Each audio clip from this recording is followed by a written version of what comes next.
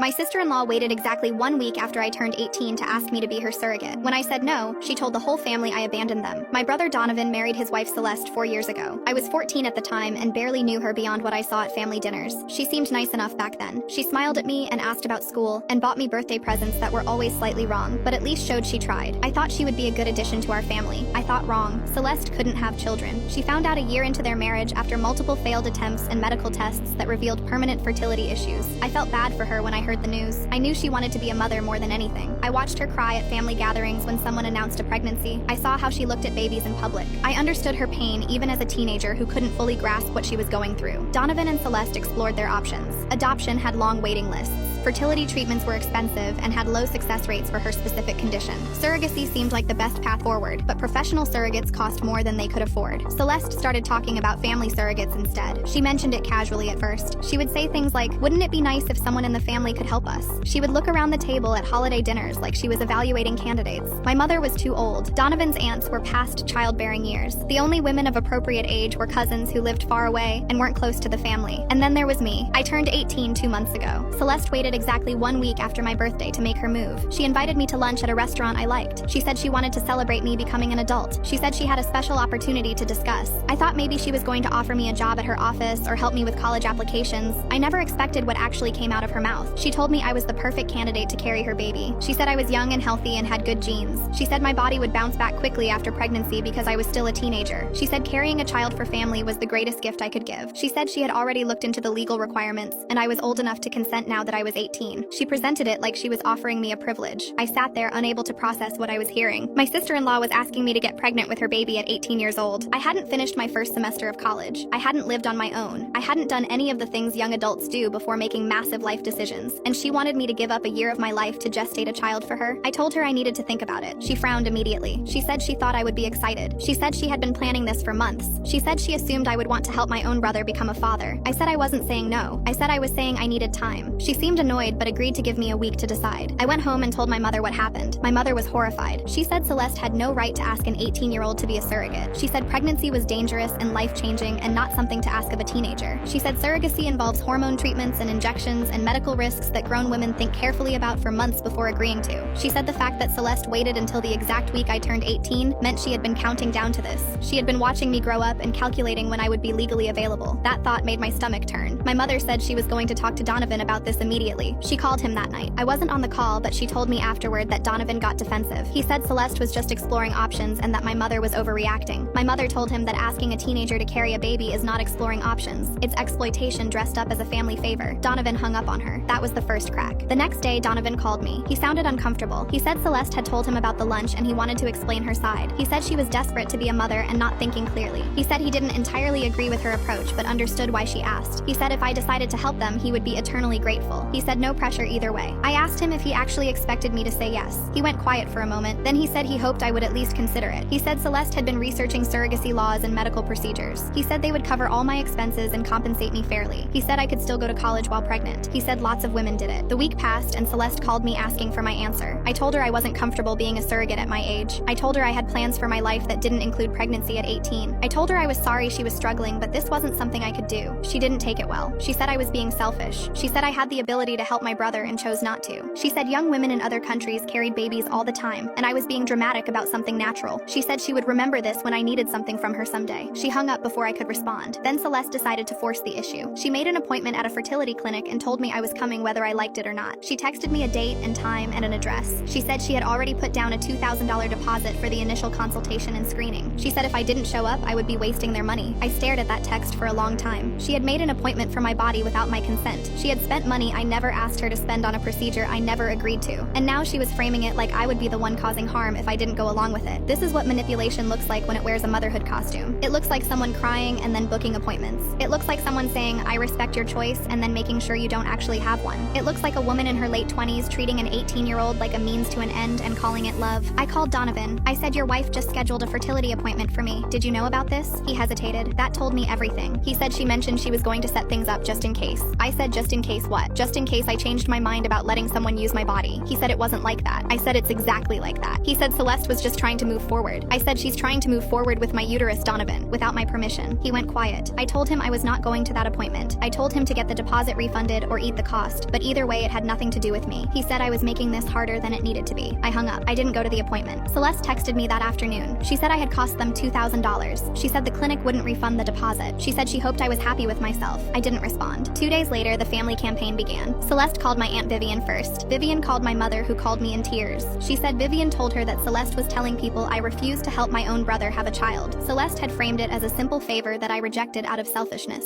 She left out the part where I was 18. She left out the part where she ambushed me at lunch. She left out the part where she booked a medical appointment without my consent. She left out every detail that made her look anything less than a grieving woman begging her family for help. My cousin Tara texted me. She said she heard I turned down Celeste and wanted to know why. I told her the full story, every detail, the birthday timing, the lunch ambush, the scheduled appointment. Tara said that's insane. She said she would talk to the family, but the damage was already spreading. Celeste had called at least 6 family members before I had a chance to tell anyone my side.